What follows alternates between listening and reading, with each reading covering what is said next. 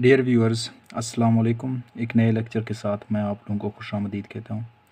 आज का जो हमारा टॉपिक है वो है थ्योरी ऑफ मल्टीप्लायर, और इस लेक्चर में हम कोशिश कर लेंगे कि concept of multiplier, derivation of multiplier, और फिर उसके बाद इसका न्यूमेरिकल एग्जांपल भी, और diagrammatical representation of multiplier, importance, और फिर एट द एंड जो लिमिटेशंस ऑफ मल्टीप्लायर हैं, फिर इन तमाम टॉपिक्स को कवर कर लें। सबसे पहले concept of multiplier. The concept of multiplier was first of all presented by professor R.F. कहान इन 1931। तो प्रोफेसर R.F. कहान, और प्रोफेसर R.F. कहान ने सबसे पहले एम्प्लॉयमेंट मल्टीप्लायर का कंसेप्ट पेश किया था। एम्प्लॉयमेंट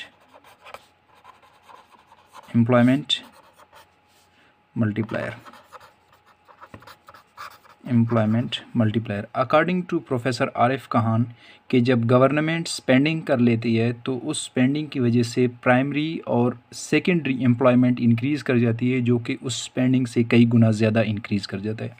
यानी लेट्स सपोज अगर गवर्नमेंट कहीं पे स्पेंडिंग कर लेती है रोड्स पे, या जो है रेलवे ट्रैक बिछा देती है, या इरिगेशन पे, या इसके बाद जो पावर प्लांट वगैरह इंस्टॉल कर लेती है कहीं पे, उस वजह से सबसे पहले तो प्राइमरी एम्प्लॉयमेंट इंक्रीज़ कर जाएगी, क्योंकि उस पावर प्लांट को लगाने के लिए या रोड या रेलवे ट्रैक बिछाने के लिए वर्कर दरकार होंगे, तो वो तो प्राइमरी एम्प्लॉयमेंट हो गया।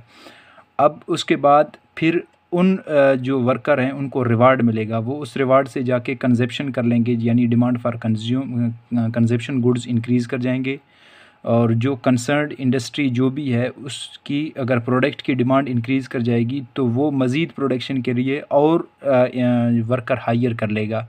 तो ये होगी सेकेंडरी एम्प्लॉयमेंट। यानी कि प्राइमरी एम्प्लॉयमेंट इंक्रीज़ कर गई कि जो लेबर डायरेक्टली काम कर रहे थे, जो गवर्नमेंट ने स्पेंडिंग कर लिया, तो जो डायरेक्टली काम कर रहे थे वर्कर्स, तो वो प्राइमरी एम्प्लॉयमेंट इंक्रीज़ कर जाएगा।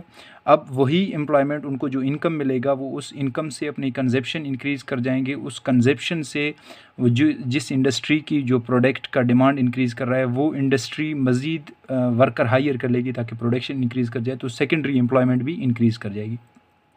तो ये था प्रोफेसर R.F. कहान का कंसेप्ट कि अगर गवर्नमेंट स्पेंडिंग कर रही है तो उससे उस स्पेंडिंग से कई गुना ज़्यादा एम्प्लॉयमेंट इकोनॉमी के अंदर इंक्रीज़ कर जाती है, और वो एम्प्लॉयमेंट प्राइमरी और सेकेंडरी यानी दोनों एम्प्लॉयमेंट की सूरत में इंक्रीज़ कर जाती है।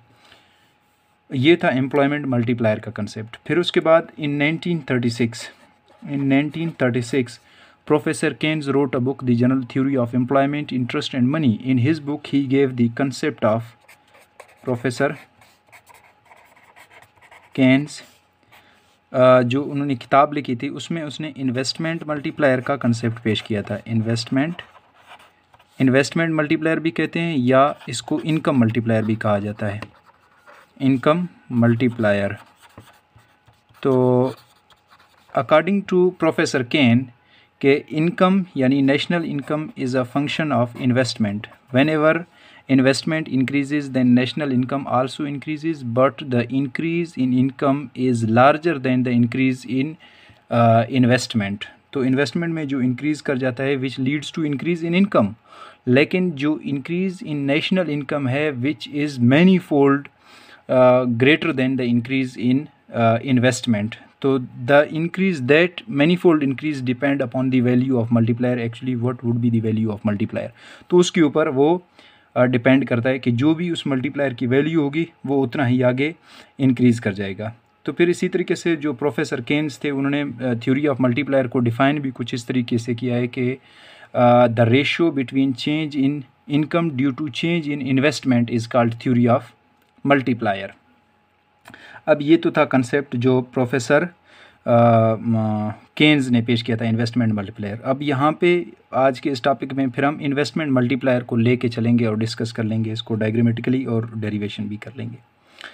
तो अब चलते हैं डेरिवेशन की तरफ कि हाउ टू ड्राइव मल्टीप्लायर। तो वी नो दैट कि national income is equal to C+I in simple Keynesian model. C+I के बराबर है। अब C is equal to A+BYD, YD is equal to Y - T। लेकिन इस केस में हम कहते हैं कि taxes are equal to 0. Due to this reason c is equal to a plus by. और i चूँकि autonomous है, not related to income, तो i के बराबर है. अब putting the value in equation number 1 we get y is equal to a plus by plus i. y minus B Y इस तरफ पॉजिटिव है, इस तरफ आके नेगेटिव हो जाएगा, is equal to A plus i. तो इसमें से y कॉमन लेते हैं, 1 minus B y is equal to A plus i. तो y यहाँ पे 1 माइनस बी मल्टीप्लायर इस तरफ आके डिवाइड हो जाएगा, a plus I divide by 1 minus B. इसको इक्वेशन नंबर 2 का नाम दे देते हैं.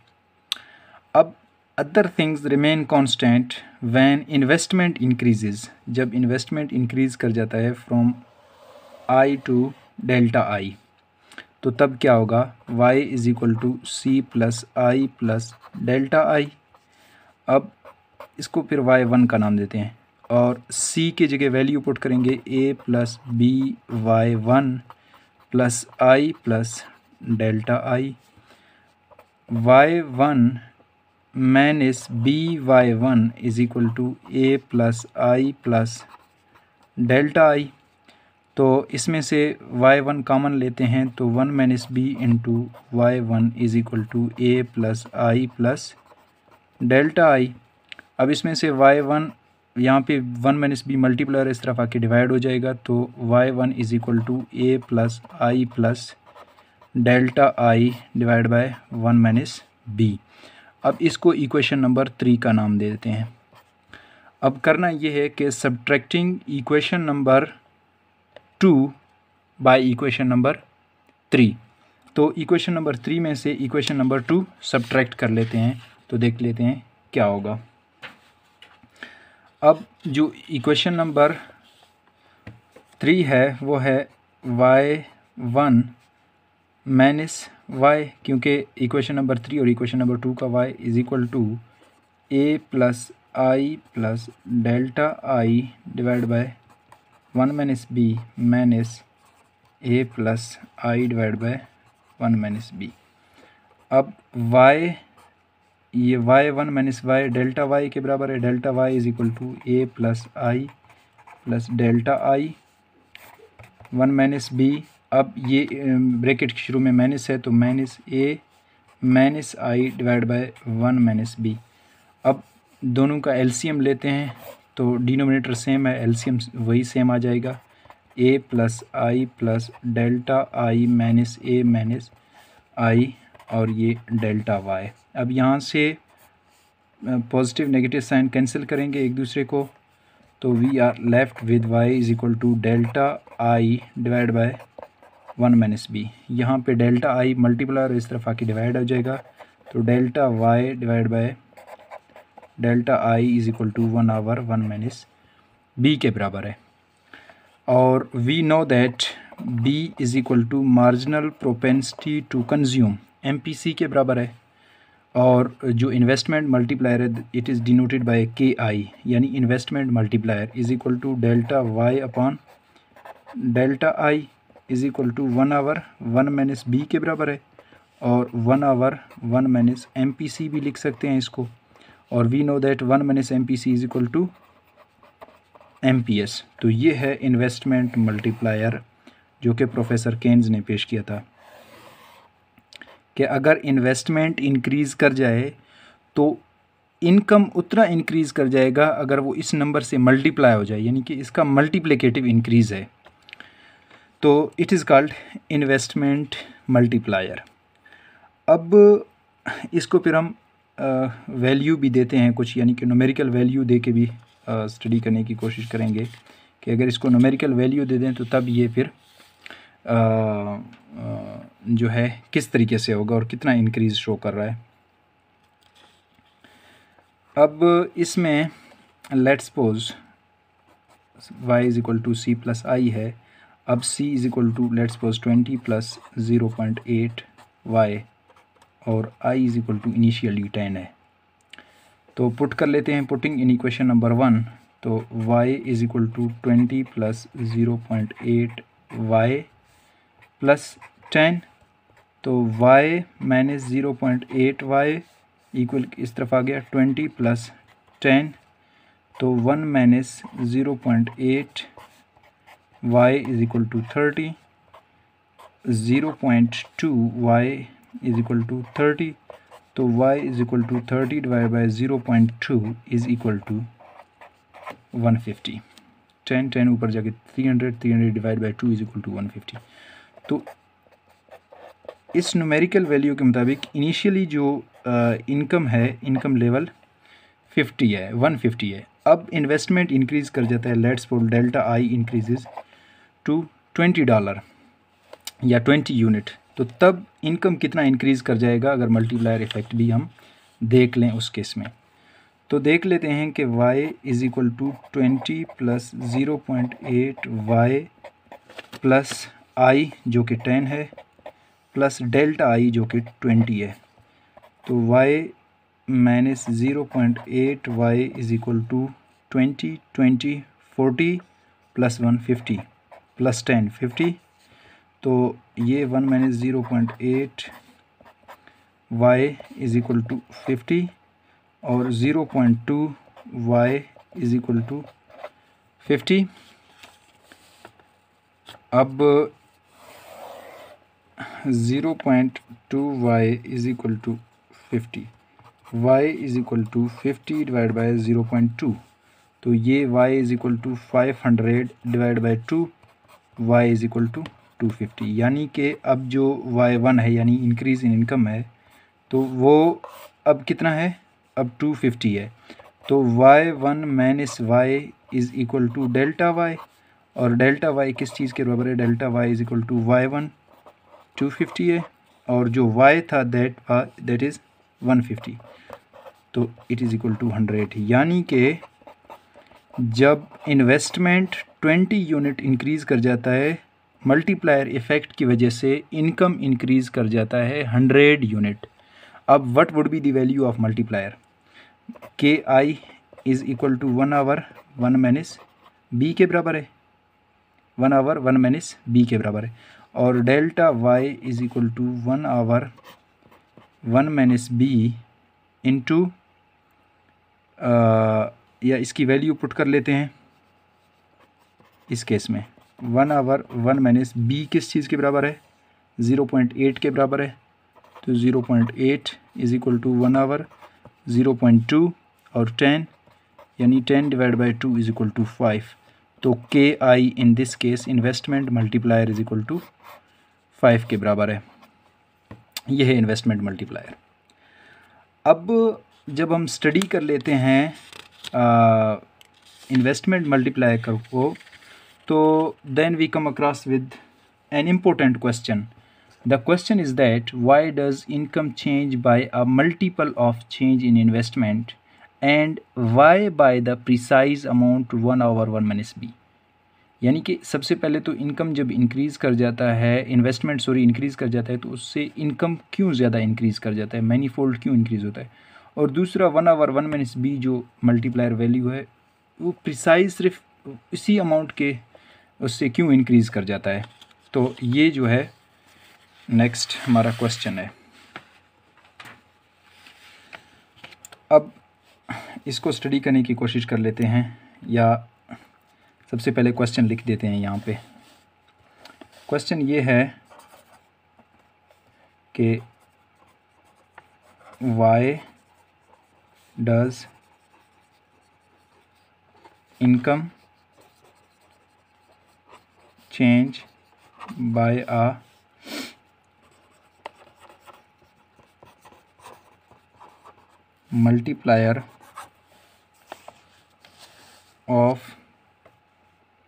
a multiplier of the change in the investment। ये क्वेश्चन का पहला पार्ट है। And why by the precise amount of 1 over 1 minus b। क्योंकि जो हमने के आई की वैल्यू लिया था 1/1 - b ना, तो सिर्फ इतना इंक्रीज़ क्यों कर जाता है। पहला पार्ट क्वेश्चन का ये कह रहा है कि जब इन्वेस्टमेंट इंक्रीज़ कर जाता है तो इनकम मैनीफोल्ड इंक्रीज़ क्यों करता है, ये पहला केस है। दूसरा जो क्वेश्चन का पार्ट है वो ये कह रहा है कि एक स्पेसिफिक अमाउंट से इंक्रीज़ कर जाता है, दैट इज़ 1/1 - b, क्यों। जो क्वेश्चन का पहला पार्ट है उसका आंसर तो ये है कि it is due to ripple effect की वजह से। जो रिपल इफ़ेक्ट है, लेट्स सपोज अगर पानी के अंदर तालाब में अगर एक पत्थर फेंकें तो उस पत्थर की वजह से जो वेव्स पैदा होते हैं तो वो वेव्स बहुत ज़्यादा पैदा होते हैं। एक पत्थर फेंकने की वजह से उससे वेव्स पैदा होते हैं और वेव्स जो हैं वो कंसेक्यूटिव वेव्स पैदा होते जाते हैं। वो क्यों पैदा होते हैं और जो उस तरह वेव्स पैदा होते हैं, तो इसी तरीके से इकोनॉमी के अंदर भी जब इनिशियली इन्वेस्टमेंट कहीं पे किया जाता है तो वो जो इन्वेस्टमेंट दरअसल हो रहा है वो किसी और का जाके इनकम बन रहा है और फिर वो इनकम में से क्या कर लेता है, वो इनकम का कुछ पोर्शन कंज्यूम कर लेता है, कुछ पोर्शन सेव कर लेता है। अब उस इनकम का जो पोर्शन वो कंज्यूम कर रहा है वो कंज्यूम किसी और का जाके इनकम बन रहा है, फिर वो अपनी इनकम में से कुछ पोर्शन कंज्यूम कर लेता है, कुछ सेव कर लेता है। अब वो जो कंज्यूम कर रहा है वो फिर किसी और का जाके इनकम बन रहा है। तो इसी तरीके से कि किसी की कंजप्शन दूसरे की जाके इनकम बन रही है, फिर किसी की सेविंग फिर दूसरे की जाके इन्वेस्टमेंट बन रही है। तो इसी तरीके से वो जो रिपल इफ़ेक्ट है उस चीज़ की वजह से ये मैनीफोल्ड इंक्रीज़ कर जाता है। अब जो हमने प्रीवियस एग्जांपल लिया था उसी के हेल्प से हम जो है स्टडी करने की कोशिश करेंगे कि रिपल इफ़ेक्ट दरअसल किस तरीके से हो रहा है। यहाँ पे राउंड एक टेबल बनाते हैं, टेबल से शो करते हैं। फिर इन्वेस्टमेंट,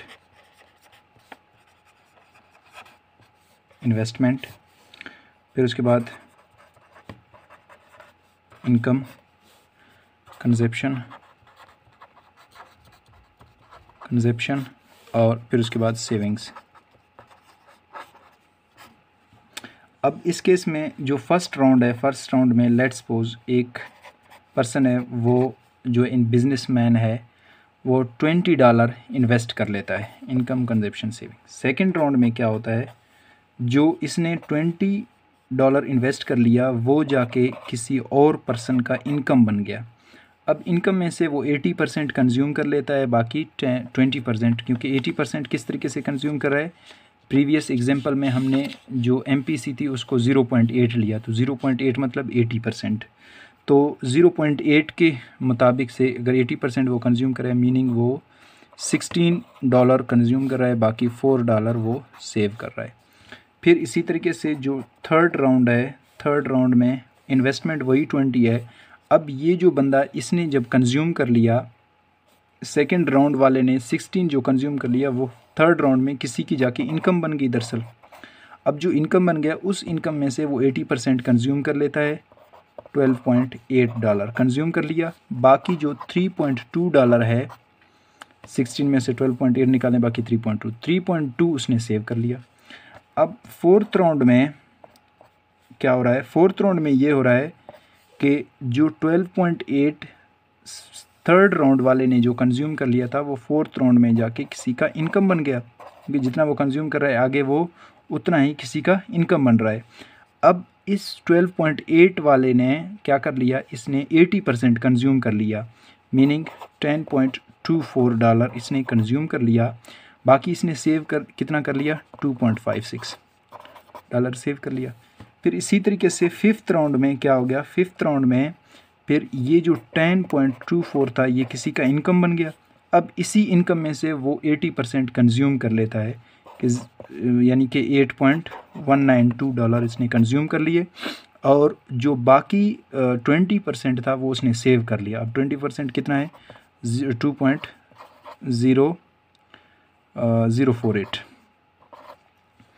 अब इसी तरीके से करते करते उसका जो टोटल इनकम इकोनॉमी के अंदर प्रोड्यूस होगा, इस इन्वेस्टमेंट की वजह से इकोनॉमी के अंदर जो इनकम प्रोड्यूस होगा वो होगा $100। और $100 कैसे होगा, $100 इज़ इक्वल टू कंजप्शन $80 का होगा और प्लस सेविंग्स होंगे वो $20 के सेविंग्स होंगे, दैट इज़ इक्वल टू $100। तो यानी कि $20 इन्वेस्टमेंट में जो चेंज आया तो उसने $100 इकोनॉमी के अंदर इनकम में चेंज लाया। ये होता है मल्टीप्लायर का इफ़ेक्ट, और इस मल्टीप्लायर इफ़ेक्ट की वजह से जो है इसी तरीके से जो रिपल इफ़ेक्ट हो रहा है इकोनॉमी के अंदर, जो small amount of investment leads to a large amount of increase in income. अब इसी को फिर हम डायग्राम से शो करने की कोशिश करेंगे, और डायग्राम से शो करने से पहले जो क्वेश्चन का सेकंड पार्ट है उसको आंसर करने की कोशिश कर लेंगे। अब क्वेश्चन के सेकंड पार्ट के मुताबिक कि जो 1 आवर 1 माइनस बी एक स्पेसिफिक अमाउंट है, ये प्रिसाइज अमाउंट से क्यों इंक्रीज़ कर रहा है।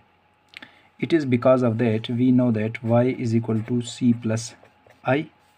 चेंज इन इनकम, जब इनकम में चेंज होता है तो कंजप्शन में भी चेंज होता है और इन्वेस्टमेंट में भी चेंज होता है। अब यहाँ पे कंजप्शन इक्वल के इस तरफ प्लस है, इस तरफ आके नेगेटिव हो जाएगा। y minus delta C is equal to delta I.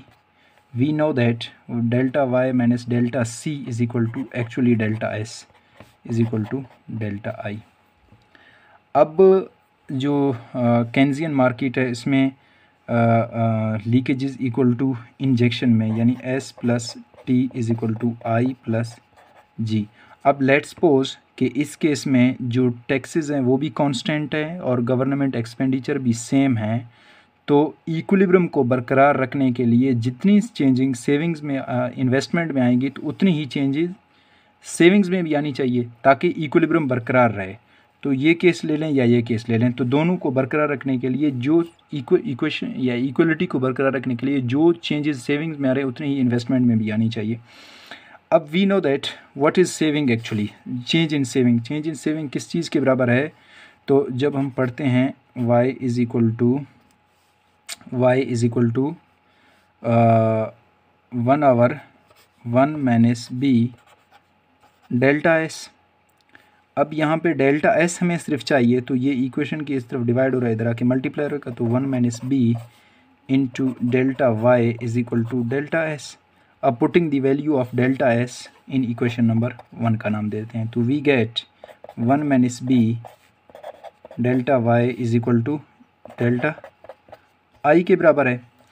अब इस केस में जो यहाँ पे मल्टीप्लाई हो रहा है डेल्टा 1 माइनस बी, जो डेल्टा वाई से मल्टीप्लाई हो रहा है इक्वेशन के इस तरफ आके डिवाइड हो जाएगा, तो delta Y is equal to 1 over 1 minus B delta I. अब यहाँ पे जो डेल्टा आई मल्टीप्लाई हो रहा है इक्वेशन की इस तरफ आके डिवाइड हो जाएगा, तो delta Y divide by delta I is equal to 1 over 1 minus B.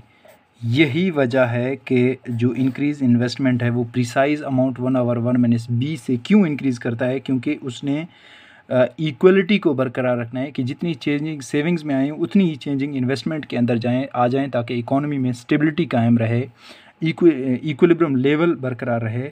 यही वजह है कि 1 आवर 1 माइनस बी अमाउंट से इंक्रीज़ कर जाता है। तो यहाँ से क्वेश्चन का आंसर जो है पूरा हो जाता है। अब हम डायग्रामेटिकली शो करने की कोशिश करेंगे कि जो हमने कंजप्शन का वैल्यू लिया था, numerical value 20 plus 0.8 Y, investment 10 लिया था, फिर इंक्रीज़ इन इन्वेस्टमेंट हमने करके 20 लिया, तो उससे जो मल्टीप्लायर हमारे पास आ रहा था वो 5 आ रहा था, और जो चेंज इन इनकम 100 आ रहा था, चेंज इन इन्वेस्टमेंट 20 आ रहा था। तो इसको टेबल और ग्राफ से शो करने की कोशिश कर लेंगे कि ये किस तरह होगा। ये ऑलरेडी मैंने बनाया है, यहाँ पे बनाते तो ये ज़्यादा टाइम लेते। ये अब इस केस में देखें ये y है, यानी y यहाँ पे एग्रीगेट सप्लाई की बात करें या जो नेशनल इनकम है, नेशनल इनकम की बात करें, सबसे पहले नेशनल इनकम 0 है, फिर 20, फिर 100, फिर 150, फिर 200, 250, 300, 350, और ये कंजप्शन है। कंजप्शन का फंक्शन है 20 प्लस 0.8 y।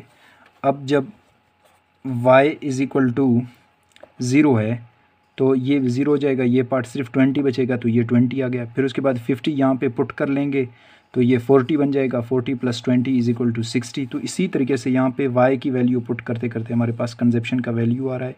इन्वेस्टमेंट जो कि ऑटोनोमस फैक्टर है, इनकम से कोई लेना देना ये नहीं है, इस वजह से कांस्टेंट है, और c प्लस आई जो कि एग्रीगेट डिमांड का पार्ट है वो यहाँ पे आ रहा है। अब equilibrium point is the point where aggregate demand C plus I is equal to aggregate supply y के बराबर आ जाए या इनकम के बराबर आ जाए। तो इस ग्राफ में हम देख सकते हैं, in this graph on horizontal axis we take national income and on vertical axis we take aggregate demand, यानी C plus I plus delta I या C plus I and C plus I plus delta I. अब यहाँ पे जो ये हमारे पास 45 degree line है, इसको एग्रीगेट सप्लाई कर्व भी कहा जाता है। अब पहले केस में हम देख लें कि जब इन्वेस्टमेंट हमारे पास 10 थे और इनकम 150 है, तो उस पॉइंट पे aggregate demand is equal to aggregate supply. Aggregate supply भी 150 है और एग्रीगेट डिमांड भी 150 है। तो ये जो कंजप्शन का कर्व है, positively sloped consumption curve C plus I aggregate demand का curve C plus I aggregate demand curve, तो ये इस पॉइंट पे इंटरसेक्ट करा है E0 पे, जहाँ पे aggregate demand is equal to aggregate supply. अब other thing remain constant when investment increases from 10 to 20, तो डेल्टा आई 20 हो गया। अब C plus I plus delta आई जब ऐड करेंगे तो ये एक ही दरअसल कॉलम है, ये दो अलग से हो गए, तो ये एक ही है। तो 50 है, 90 है, 130, इसी तरह करते करते यहाँ पे C plus I plus delta आई 250 है, तो वहाँ पे जो एग्रीगेट सप्लाई है वो भी 250 है। मीन 250 इक्विलिब्रियम पॉइंट है। तो ये इसका जो इंटरसेप्ट है वो भी ऊपर है, क्योंकि 50 पर है, पहले का इंटरसेप्ट 30 पर था, तो 50 पे इंटरसेप्ट है। और ये हमारे पास एग्रीगेट डिमांड कर्व है जो कि इंटरसेक्ट कर रहा है 250 पे। यहाँ पे भी 250 है, यहाँ पे भी 250 है, तो ये इक्विलिब्रियम पॉइंट है।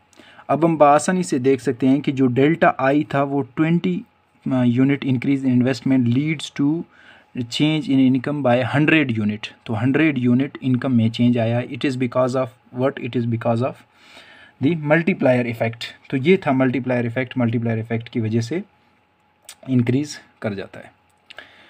अब हम मूव कर लेते हैं कि इम्पोर्टेंस ऑफ मल्टीप्लायर। अब इम्पोर्टेंस ऑफ मल्टीप्लायर कुछ जो हैं 4-5 हम डिस्कस करने की कोशिश करेंगे। सबसे पहले है टू अटेन फुल एम्प्लॉयमेंट, यानी फुल एम्प्लॉयमेंट अटेन करने के लिए जो मल्टीप्लायर इफ़ेक्ट है वो बहुत ज़रूरी है।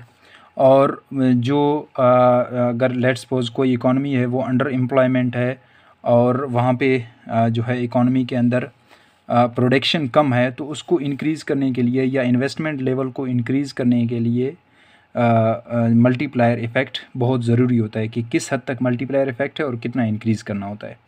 फिर उसके बाद है government spending in depression, during depression. अगर डिप्रेशन है जहाँ पे जो है इनकम लेवल बहुत कम है, यानी डेफिशिएंसी ऑफ एग्रीगेट डिमांड है, लोगों के पास इनकम ही नहीं है, वो कंज्यूम ही नहीं कर पा रहे हैं, तो इस केस में मल्टीप्लायर का बहुत बड़ा रोल है। क्योंकि गवर्नमेंट जब स्पेंडिंग कर लेती है तो उस स्पेंडिंग की वजह से primary and secondary employment generate होता है। That primary and secondary employment leads to increase in aggregate demand, employment, aggregate demand, and due to this reason production also increases. तो ये उस केस में बहुत ज़रूरी है, यानी गवर्नमेंट स्पेंडिंग ड्यूरिंग डिप्रेशन। फिर उसके बाद है remove of inflationary and deflationary gap, जो कि पिछले 2 अलग वीडियोस में बना चुका हूँ इन्फ्लेशनरी एंड डिफ्लेशनरी गैप पर, कि अगर इकॉनमी के अंदर या इन्फ्लेशनरी गैप हो या डिफ्लेशनरी गैप हो तो उसको ख़त्म करने के लिए भी जो थ्योरी ऑफ मल्टीप्लायर है या जो मल्टीप्लायर इफ़ेक्ट है वो बहुत इम्पोर्टेंट रोल पे करता है। तो फिर उसके बाद है to explain trade cycle. Trade cycle में अगर उसकी जो डायरेक्शन है उसको भी जानने के लिए, उसको एक्सप्लेन करने के लिए इन्वेस्टमेंट मल्टीप्लायर बहुत जो है क्रूशल रोल पे करता है। उसमें ये होता है कि वो इकॉनमी, इसमें 2 केसेस हैं, एक पॉजिटिव केस है, एक रिवर्स केस है। या तो आप इन्वेस्टमेंट इंक्रीज़ कर रहे हैं, that leads to increase in national income manifold, या आप इन्वेस्टमेंट कम कर रहे हैं which leads to decrease national income manifold. तो इकॉनमी के अंदर आप देख रहे हैं कि आया रिसेशन है या रिवाइवल है या जो है प्रॉस्पेरिटी है, किस तरफ ट्रेड साइकिल मूव कर रही है। तो ये हम इन्वेस्टमेंट मल्टीप्लायर से बहुत अच्छी तरीके से मालूम कर सकते हैं।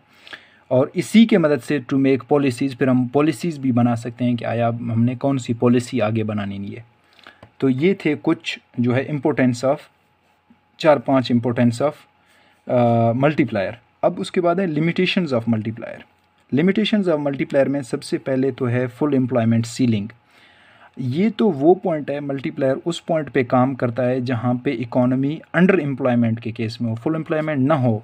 तो फिर क्या होता है कि एक तरफ से जो मार्जिनल प्रोपेंसिटी टू कंज्यूम वो भी इंक्रीज़ कर जाता है, ऑन द अदर हैंड जो इन्वेस्टमेंट है वो भी इंक्रीज़ कर जाता है। अब अगर फुल एम्प्लॉयमेंट अचीव हो गया, इकोनॉमी के अंदर फुल एम्प्लॉयमेंट है, अब मज़ीद जो जितने लेबर हैं वो वर्क कर रहे हैं, उन कैपेसिटी है, full utilization of resources in the economy है। अब मज़ीद क्या होगा, अगर मज़ीद हम इन्वेस्टमेंट इंक्रीज़ कर जाएंगे तो that increase in investment will lead to decrease in marginal propensity to consume. अब इसमें मज़ीद इंक्रीज़ नहीं होगा, फिर रिवर्स केस आ जाएगा उसमें इकोनॉमी के अंदर। अब अगर फुल एम्प्लॉयमेंट अचीव हो गया, मज़ीद इन्वेस्टमेंट को इंक्रीज़ कर जाएंगे तो मज़ीद इकोनॉमी के अंदर इनकम में इंक्रीज़ नहीं आ जाएगा, बल्कि that leads to change in the price level. तो तब प्राइस लेवल पे इफ़ेक्ट होगा और उसी पॉइंट पे फुल एम्प्लॉयमेंट पे फिर जो इन्वेस्टमेंट मल्टीप्लायर है वो इन्वेस्टमेंट मल्टीप्लायर नहीं रहता बल्कि प्राइस मल्टीप्लायर में चेंज हो जाएगा, क्योंकि फिर प्राइसेस में फ्लक्चुएशंस आ जाएंगी, प्राइसेस में चेंजेस आ जाएंगी। तो ये तो इसका एक लिमिटेशन हो गया। फिर उसके बाद है प्रोडक्शन एफिशिएंसी है। अब लाजमी नहीं है कि इन्वेस्टमेंट इंक्रीज़ कर गया तो लोगों का डिमांड इंक्रीज़ कर गया तो उससे मज़ीद प्रोडक्शन हो जाएगी, लाजमी नहीं है। उसमें प्रोडक्शन एफिशिएंसी का बहुत अहम रोल है। अगर इनकम इंक्रीज़ यानी कि इन्वेस्टमेंट इंक्रीज़ कर जाते हैं तो उससे लोगों का इनकम इंक्रीज़ कर जाता है, वो demand for consumption goods increase कर जाते हैं। अब आगे जो कंसर्न्ड इंडस्ट्री है जिसकी डिमांड फॉर गुड्स इंक्रीज़ कर रहे हैं, अगर वो आगे प्रोडक्शन ही न बढ़ा दे तो फिर मल्टीप्लायर का इफ़ेक्ट तो वहीं पे ठप हो जाएगा, रुक जाएगा। इसके लिए ज़रूरी है कि प्रोडक्शन में एफिशिएंसी होनी चाहिए ताकि वो प्रोडक्शन भी इंक्रीज़ कर जाए due to increase in demand for consumption goods. तो ये भी बहुत यानी कि एक उसकी लिमिटेशन है और ये डिपेंड करता है प्रोडक्शन एफिशिएंसी के ऊपर। फिर उसके बाद जो है मल्टीप्लायर पीरियड। अब मल्टीप्लायर पीरियड ये होता है कि जो मल्टीप्लायर पहला मल्टीप्लायर इफ़ेक्ट है और जो सेकंड मल्टीप्लायर इफ़ेक्ट, मतलब इनिशियली जो इनकम में इन्वेस्टमेंट में जितना इंक्रीज़ हो गया, जो सेकंड इंक्रीज़ इन इन्वेस्टमेंट के दरमियान जो है एक पीरियड होना चाहिए ताकि पहला मल्टीप्लायर इफ़ेक्ट किसी हद तक पहुँचे तो दूसरा मल्टीप्लायर इफ़ेक्ट एम्प्लॉय किया जा सके इकोनॉमी के अंदर, ताकि वो एक जो है फिर इसको इस तरह भी हम कह सकते हैं कि रेगुलर इन्वेस्टमेंट, यानी रेगुलर इन्वेस्टमेंट भी ज़रूरी है। आप एक दफ़ा इन्वेस्टमेंट कर लें फिर उसके बाद छोड़ें, जो मल्टीप्लायर इफ़ेक्ट है वो किसी हद तक तो जाएगा, फिर आगे जाके वो भी रुक जाएगा, इकोनॉमी के अंदर कोई ख़ास फ़र्क नहीं पड़ेगी। क्योंकि यहाँ हम चीज़ें पढ़ रहे हैं वो हम चीज़ें सिंपल करके पढ़ रहे हैं, अजम्पशंस दे के पढ़ रहे हैं कि marginal propensity to remain constant, marginal efficiency remain constant inflation में, ये नहीं। तो इकोनॉमी तो दरअसल डायनेमिक है, उसमें तो हर तरफ से जो है इफ़ेक्ट हो रहा होता है। उस केस में अगर हम देख लें तो उसमें आपके पास जो रेगुलर इन्वेस्टमेंट है वो होनी चाहिए। आप इन्वेस्टमेंट कर लें, फिर इन्वेस्टमेंट के बाद इन्वेस्टमेंट कर लें, फिर इन्वेस्टमेंट के बाद इन्वेस्टमेंट कर लें, तो that regular change investment will leads to increase in national income by manifold. एक दफ़ा करके छोड़ देने से कुछ नहीं होता।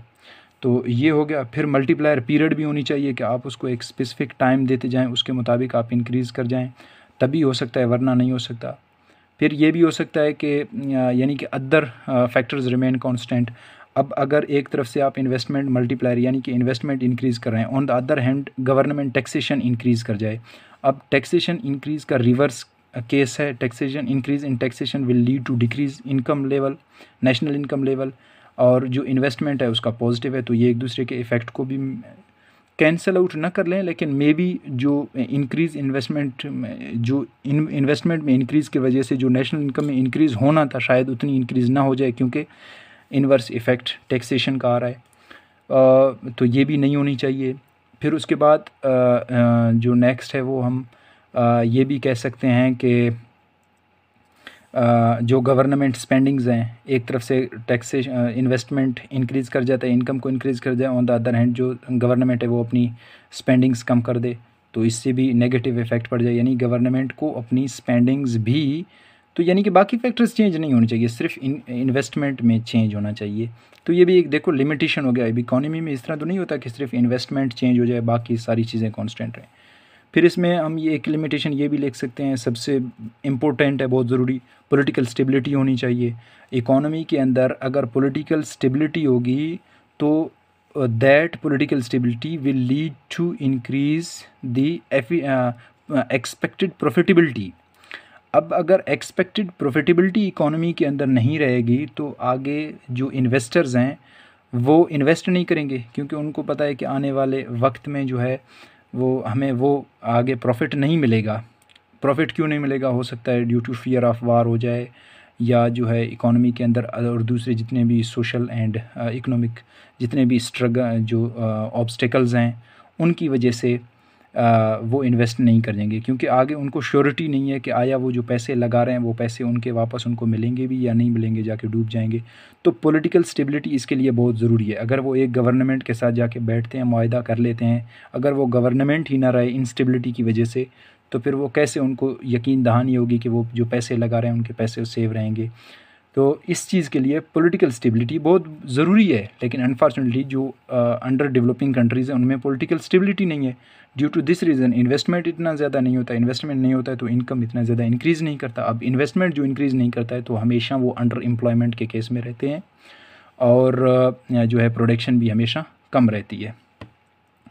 तो ये था एक जो है थोड़ा सा कंसेप्ट ऑफ मल्टीप्लायर, फिर limitations of multiplier, importance of multiplier का। तो मिलते हैं इंशाल्लाह नेक्स्ट लेक्चर में, तब तक मुझे दीजिए इजाज़त। अल्लाह निगहबान।